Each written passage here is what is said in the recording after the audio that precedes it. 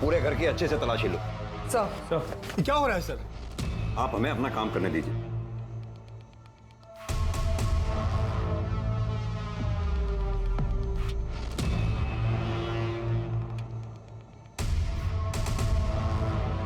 Sir ये देखिए,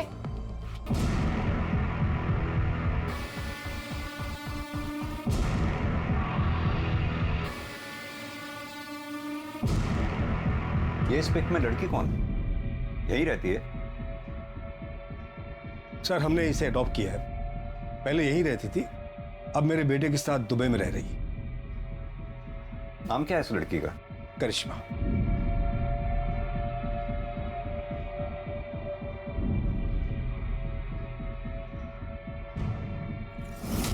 sir एक मिनट आइए, देखिए क्या मिला है। सर मर्डर वेपन तो नहीं मिला, लेकिन ये सब कुछ मिला है। और सर ये देखिए, सर ये सारा सामान बिल्कुल वैसा ही है जैसे आपने कहा था आपको खुशी के पिछले घर से मिला था। लेकिन वो सामान तो पुलिस ने जब्त कर लिया था। ये सामान आपने नया खरीदा है क्या? मुझे कुछ समझ नहीं आ रहा। मिस्टर धीरज, क्या आपकी भी सेक्स करने की क्षमता चली गई है? नहीं, क्यों?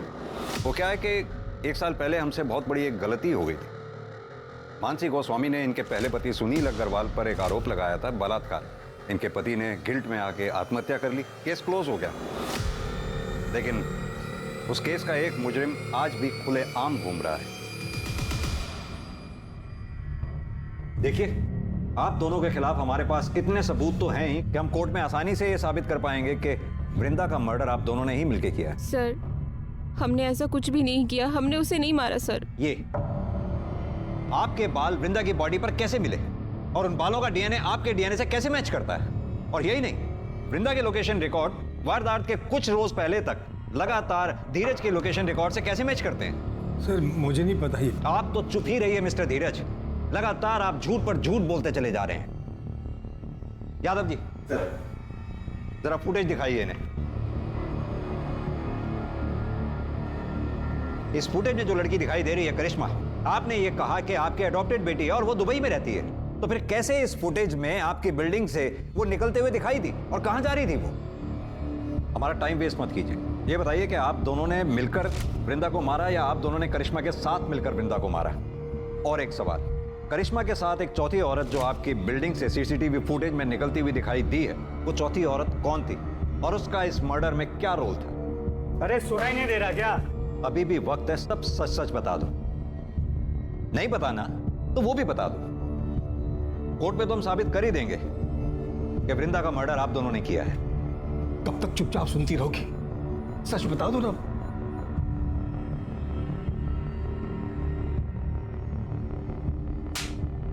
तुम्हारे पास फालतू का टाइम होगा, हमारे पास नहीं। बोलो। सर हमने वृंदा को नहीं मारा, उल्टा वो हमें फॉलो कर रही थी, वो हमें ब्लैकमेल कर रही थी सर। और वो धीरज को फॉलो करते करते मुझ तक पहुंची। उसने हम दोनों को साथ देखा और उससे पता चल गया था कि हम दोनों पति पत्नी हैं। जब धीरज नहीं थे, उनकी एब्सेंस में वो घर भी आई थी। तुम अपने बचपन के प्यार को अंदर नहीं बुलाएगी? तुम यहाँ क्या करने आई हो?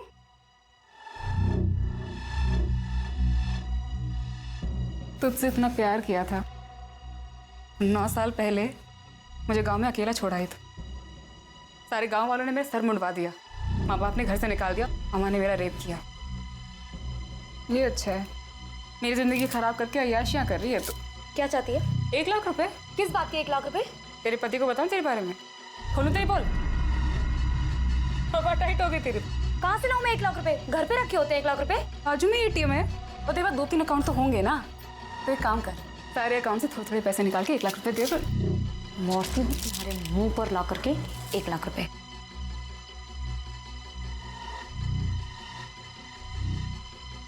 जब मैं वापस आई तो वो मरी हुई थी। वृंदा, वृंदा। फिर मैंने तुरंत धीरज को कॉल किया। क्या बात है, क्यों बुलाया मुझे? जब मैं घर पहुंचा तो मैंने देखा कि वृंदा मरी पड़ी थी। और खुशी ने मुझे सारी कहानी बताई, तो हम दोनों ने मिलकर उसकी लाश को कमरे में छुपा दिया और मैं ऑफिस चला गया। मुझे पता था सर कि हमारी बिल्डिंग का टेरेस खुला रहता है। रात को हम दोनों ने इसकी लाश को सीढ़ियों के रास्ते से टेरेस पर रख दिया। कहानी अच्छी सुनाई आपने मिस्टर धीरज। चलिए एक बार को मान भी लिया जाए कि आप लोगों ने वृंदा को नहीं मारा। मेरा सवाल अब भी वहीं का वहीं है, वो चौथी औरत जो करिश्मा के साथ सीसीटीवी फुटेज में आपकी बिल्डिंग से बाहर निकलती देखी गई, वो औरत कौन थी और उस औरत का इस मर्डर में क्या रोल था?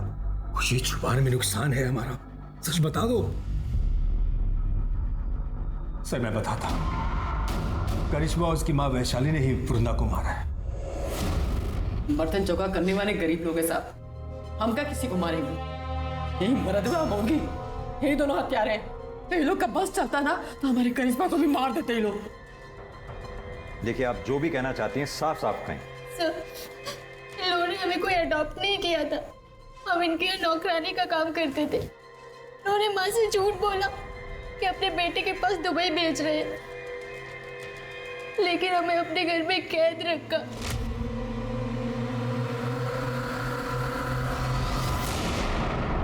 और पूरे 21 दिन हमारे साथ जबरदस्ती की।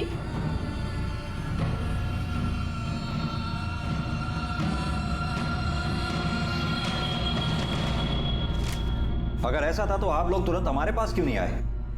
इन दोनों को जेल में डाल देते। पुलिस के पास आती तो बात फैलने का डर था। यानी कि खुशी जी, आपने करिश्मा का तो शारीरिक शोषण किया ही, साथ में मानसी का भी शारीरिक शोषण किया।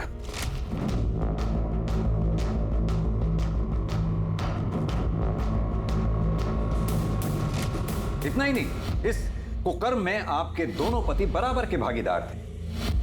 पहला पति सुनील अग्रवाल, वो आपको ये कुकृत्य करते हुए देखता था, और आपका दूसरा पति मिस्टर धीरज अरोड़ा इस कुकर्म में आपके बराबर के भागीदार थे। आईपीसी की धाराओं की लंबी लिस्ट लगेगी आप दोनों की। ये बताइए कि वृंदा को क्यों मारा आप लोगों ने? हमने उसे नहीं मारा सर, यही दोनों ने मारा है। हम कैसे करेंगे उन लोगों का मर्डर? हम जब वहां पहुंचे, करिश्मा करिश्मा करिश्मा जब हमको चुपके से फोन करके इन लोगों को सारा सच्चाई बताई, हम करिश्मा को लेने के लिए इन लोग के फ्लैट पे पहुंचे। करिश्मा औरत पहले से मर चुकी थी। झूठ बोल रही है ये दोनों। मैं मानती हूँ सर कि मैंने बचपन में उसे सताया होगा, लेकिन अब ऐसा नहीं था। मैं प्रायश्चित करना चाहती थी और इसीलिए ना मैं उसे पैसे देने चाहती थी सर, लेकिन इन दोनों माँ बेटियों ने मिलकर उसे पहले से ही मार दिया था। साहब प्रायश्चित करके ना इटालियन नौटंकी कर रहे हैं, नौटंकी। सर ये झूठ। ये केस उलझता ही जा रहा था। इस रेप और मोलेस्टेशन केस में ये तीसरी मौत थी। पहले मानसी और सुनील का सुसाइड और अब वृंदा का मर्डर। क्या कातिल इन्हीं लोगों में से था या फिर कोई ऐसा जो अब तक पुलिस की नजर से बचा हुआ था? ने किया है। हो सकता है खुशी ने वृंदा को मारा हो और फिर धीरज को फोन करके बुलाया हो वृंदा की लाश को ठिकाने लगाने के लिए, या फिर यह भी हो सकता है वृंदा के डर से खुशी ने धीरज को फोन करके बुलाया हो और उन दोनों ने मिलकर वृंदा को मार दिया हो। कौन हो तुम? कौन हो तुम?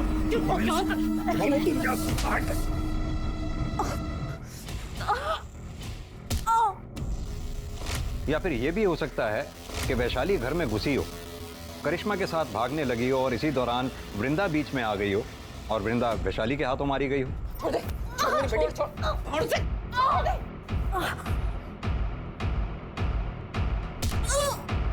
कुछ समझ नहीं आ रहा है संदीप।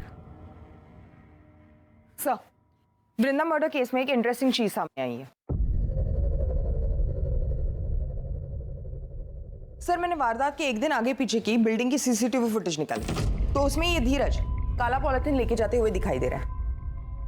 देखने से तो उसका टिफिन लग रहा है। सर, मुझे भी ऐसा ही लगा था, इसलिए मैंने उसी वक्त की बिल्डिंग के आगे के रोड की सीसीटीवी फुटेज निकलवाई। तो ये धीरज ये काला पॉलिथीन उस डस्टबिन के पास फेंक रहा था।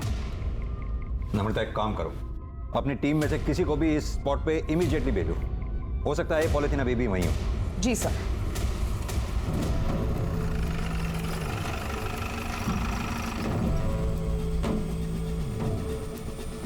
महेश। Yes sir.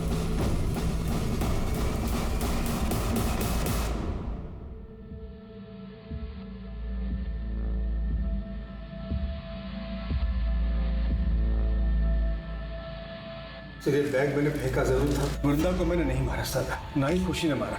फिलहाल तो आप चारों में से जिसने भी वृंदा को मारा है बहुत जल्द पता चल जाएगा, क्योंकि हमारा फिंगरप्रिंट एक्सपर्ट उस गुलदस्ते की जांच पड़ताल में लगे हुए हैं। अभी भी टाइम है, आप में से जिस किसी ने भी वृंदा को मारा है शराफत से कबूल कर ले।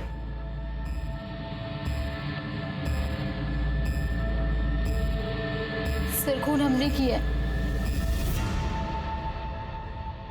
उस दिन फोन रखने के बाद अम्मा का इंतजार कर रहे थे। घर में सर और मैडम दोनों ही नहीं थे। जैसे माँ गेट पे आई हम उनके पास दौड़ के पहुंचे तो मैडम हमारे बीच में आ गई, हमें रोकने लगी। हमने गुलदस्ता उठा के उनके सिर पे दे मारा। कैसे मारा करके बताओ। सर वो हमारे सामने आ गई थी हमें रोकने के लिए, तो हमने गुलदस्ता उनको ऐसे मार दिया सिर पे, वो वहीं मर गई और हम भाग गए। लेकिन चोट तो वृंदा के सर के पीछे लगी थी। क्यों वैशाली जी? अरे अब तो मान जाओ, या अपनी बेटी को जेल भेजकर मानोगी? हमसे बहुत बड़ी भूल हो गई था। हम जैसे ही दरवाजे की घंटी बजाते देखा तो दरवाजा पहले से खुला हुआ था। सोफे पे एक औरत बैठी थी। हमको लगा खुशी मैडम है। हमारी नजर फूलदान पे पड़ी और उसको उठाए उनके सर पे दे मारे। उसके बाद करिश्मा लेके वहां से भाग गए और इसीलिए हम करिश्मा को बलात्कार का केस लिखवाने के लिए पुलिस थाने नहीं आए। बिना देखे सुने, बिना सोचे समझे कुछ भी करने से पल भर में जीवन बिगड़ जाता है। जरा सा भी समझदारी से काम लिया होता तो अपराधी बनने से बच जाती। आज की तारीख में हमारे देश में समलैंगिक रिश्ते में होना कोई जुर्म नहीं है। अब तो कानून भी पास हो चुका है जो LGBT कम्युनिटी को मान्यता देता है। लेकिन अगर कोई भी रिश्ता हवस की आड़ में जोर जबरदस्ती से बनाया जाए तो वो जुर्म है। खुशी की दरिंदगी का शिकार ना सिर्फ मानसी, वृंदा और करिश्मा हुई, बल्कि खुशी की हिरासत के बाद और भी कई लड़कियां सामने आई और इस सीरियल रेप और मोलेस्टेशन के लिए खुशी के साथ साथ उसके पार्टनर्स को भी सजा दी गई। ये केस दर्शाता है कि समाज के दरिंदों की कोई शक्ल नहीं होती, कोई जेंडर नहीं होता। लेकिन ऐसे कई केस रोके जा सकते हैं अगर सही समय पर पुलिस को इसकी सूचना दे दी जाए। हमें बस चौकन्ना और सतर्क रहने की जरूरत है। अब मैं अनूप सोनी आपसे विदा लेता हूं। फिर मुलाकात होगी क्राइम पेट्रोल सतर्क के ब्लैक हेडलाइंस अध्याय में एक और नए केस के साथ। और याद रखें, क्राइम और आपके बीच में सिर्फ इतना फर्क है कि आप कितने सतर्क हैं। सतर्क रहें, सुरक्षित रहें।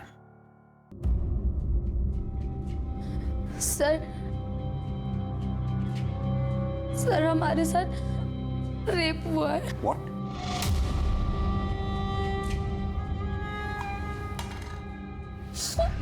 पानी पीजिए।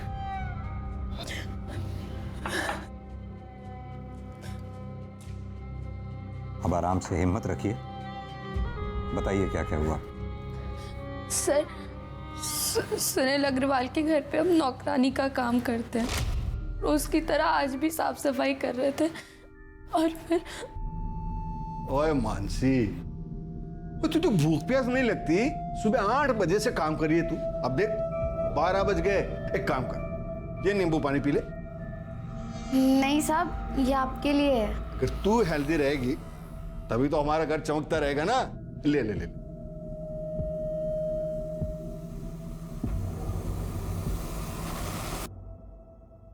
Very good. साहब मैं इसको किचन में रख के आती हूँ।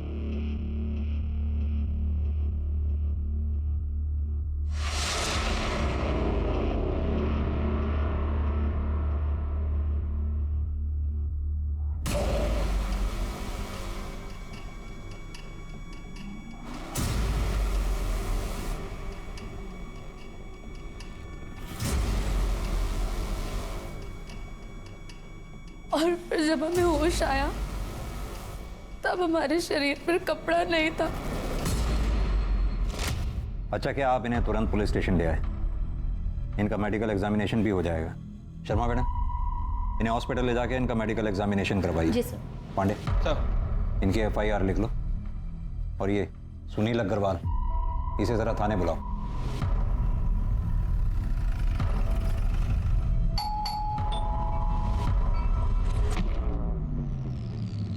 कौन आया है? सर जी, मानसी झूठ बोल रही है। आप ही सोचिए, मैं भला अपनी मेड का रेप करूंगा, वो भी इस उम्र में। Sir ji, I am 62 year old. मुझे ये बताने में जरा भी शर्म नहीं कि मुझ में अब वो पावर नहीं बचा। अगर आपको यकीन नहीं है तो मेरी वाइफ से पूछ लो। सर ये एकदम सच बोल रहा है। देखिए, कौन सच बोल रहा है कौन झूठ, ये मेडिकल एग्जामिनेशन के बाद पता चलेगा। अरे अग्रवाल जी, आपको हमारे साथ चलना होगा। अरे अरे, ये क्या जबरदस्ती है? मिस्टर सुनील अग्रवाल और मानसी, आप दोनों की मेडिकल रिपोर्ट इस वक्त मेरे सामने है। मानसी की मेडिकल रिपोर्ट में साफ साफ लिखा है कि मानसी पहले से ही सेक्सुअली एक्टिव है। डॉक्टर्स का मानना है कि मानसी के प्राइवेट पार्ट्स में किसी भी तरह के सीमेन के कोई ट्रेसेस नहीं मिले। जहां तक मिस्टर सुनील अग्रवाल का सवाल है, उनकी मेडिकल रिपोर्ट के मुताबिक डॉक्टर्स का मानना है कि वो पेनिट्रेटिव सेक्स करने की क्षमता खो चुके हैं, यानी कि मेडिकली वो किसी का रेप नहीं कर सकते। सर, मैंने तो पहले ही कहा था, ये आजकल की मेड ऐसी होती है, मोटी पार्टी देखी नहीं कि पैसे अट्ठे के चक्कर में रेप तक के झूठे इल्जाम लगा देती है। क्या मतलब है आपका? मेरी बहन झूठ बोलेगी? हाँ। मेरे पति कभी किसी का रेप नहीं कर सकते, और ये इसे तो वो बेटी की तरह मानते हैं। झूठ बोल रहे हैं ये दोनों मिलके। सर, एक लड़की के लिए उसकी इज्जत से बढ़कर कुछ नहीं होता है। तुम्हारी मेडिकल रिपोर्ट में साफ साफ लिखा है कि तुम्हारा रेप हुआ ही नहीं है, बल्कि तुमने पैसे हटने के चक्कर में अपने मालिक मिस्टर सुनील अग्रवाल पर झूठा आरोप लगाया। सर ये गलत है। ये झूठ बोल रहा है आदमी। क्या झूठ है क्या सच है अभी पता चल जाएगा। यादव सर, जरा लेकर आओ उसे। Okay sir.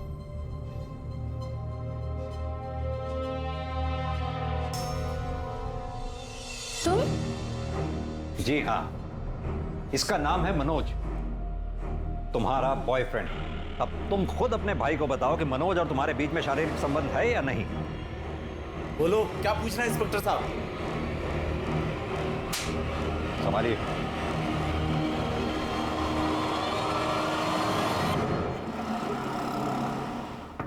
मानसी, दरवाजा खोलो। क्या हुआ था? साफ साफ बताइए कि माजरा है क्या?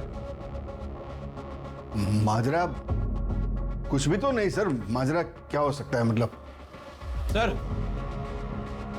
ले आओ। सर, ये बेड के नीचे 2 बॉक्स मिला है, और देखिए इन बॉक्सेस में क्या मिला है।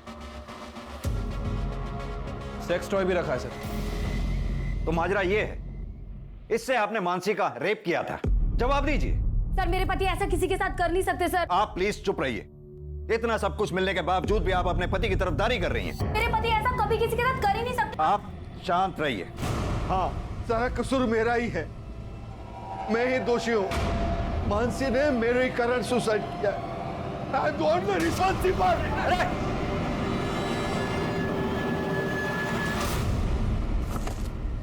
सुनील!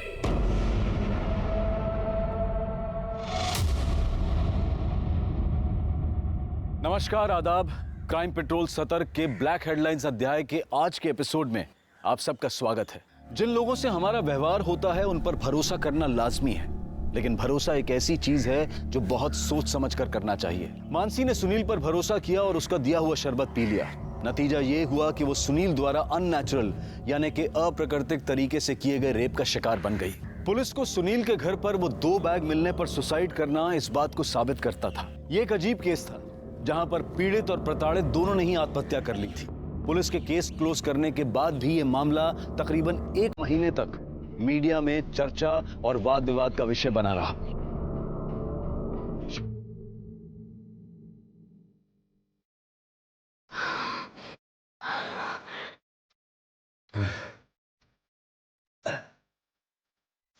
मेघा, ये भूख तो तूने मिटा दी मेरी। हाँ, अब मेरी पेट की भूख भी मिटा दे। मैं भी ना कर रहा था। हाँ? अपनी उम्र के हिसाब से आपको भूख कुछ ज्यादा नहीं लगती साहब जी? ये मेरी तो काम वाली नहीं है, मेरी डॉक्टर भी है। तो इसी तरह मेरी भूख बढ़ाते रहे, मैं तेरी पगार बढ़ाता रहूं। यहाँ भी आया। चलिए।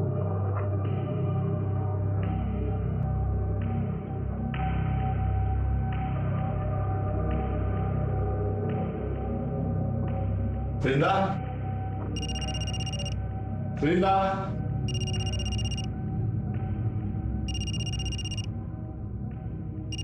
वृंदा, अरे कहाँ चली गई? साहब मैसेज चेक करो।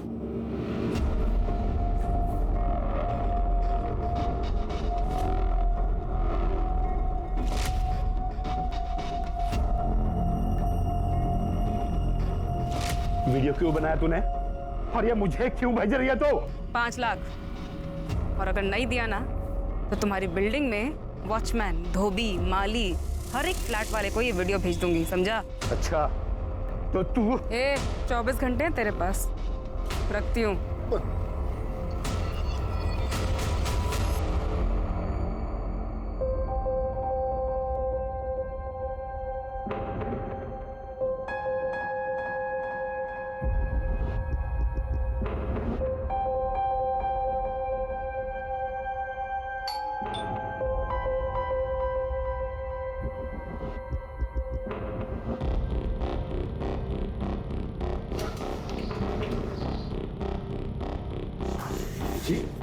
नमस्ते। नमस्ते। मैं करिश्मा। करिश्मा?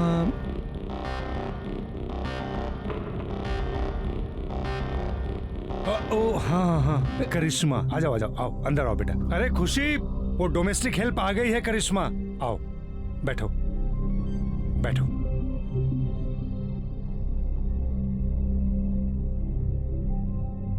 नमस्ते। नमस्ते नमस्ते, बैठो।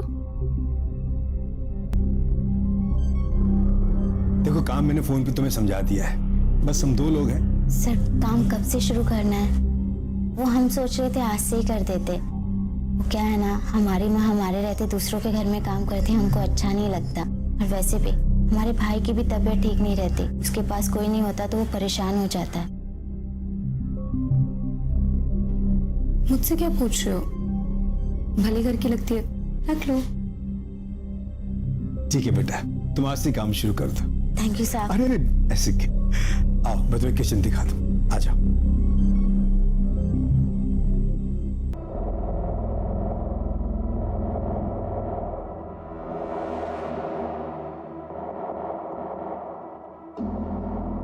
क्या बात है साहब, जल्दी इंतजाम कर लिए पैसे का।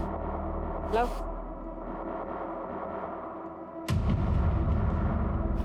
रब है ना, सब देख रहा है, तेरा भला नहीं होना कभी।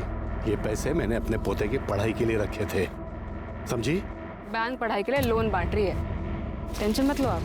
जाके पोते का ध्यान रखो, जाओ। अरे जाओ।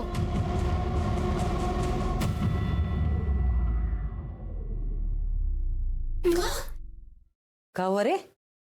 अरे क्या बात है? हाँ? ये देखो मैं आप लोगों के लिए क्या लेके आई हूँ। क्या लाई है? समोसा और जलेबी। पैसा कहाँ से मिला रे? अरे जिनके यहाँ काम करती हूँ उन्होंने दिए। वो ना समोसा जलेबी खाएगा। ये देख।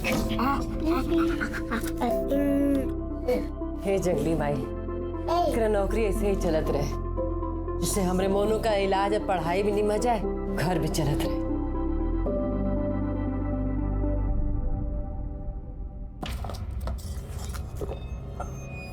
बस इतने?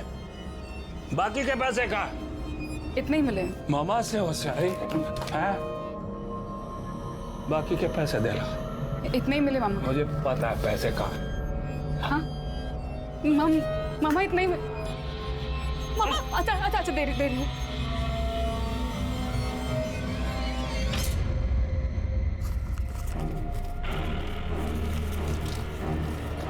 मामा थोड़े से मुझे भी दे दे। ताकि तू भाग जाए हैं? अरे तेरे माँ बाप ने जब तेरे को घर से बाहर निकाला ना, तो इस मामा ने आसरा दिया तेरे को। चल दबा जा।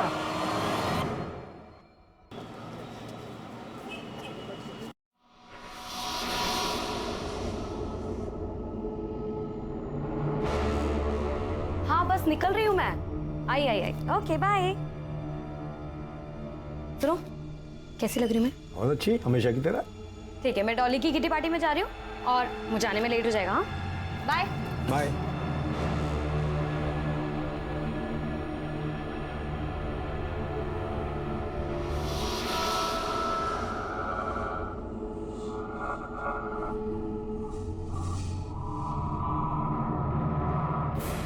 अरे करिश्मा बेटा, ये जूस पी लो, नहीं साहब। कितना काम करती हो तुम, इसके पीने से तुम्हें ताकत मिलेगी।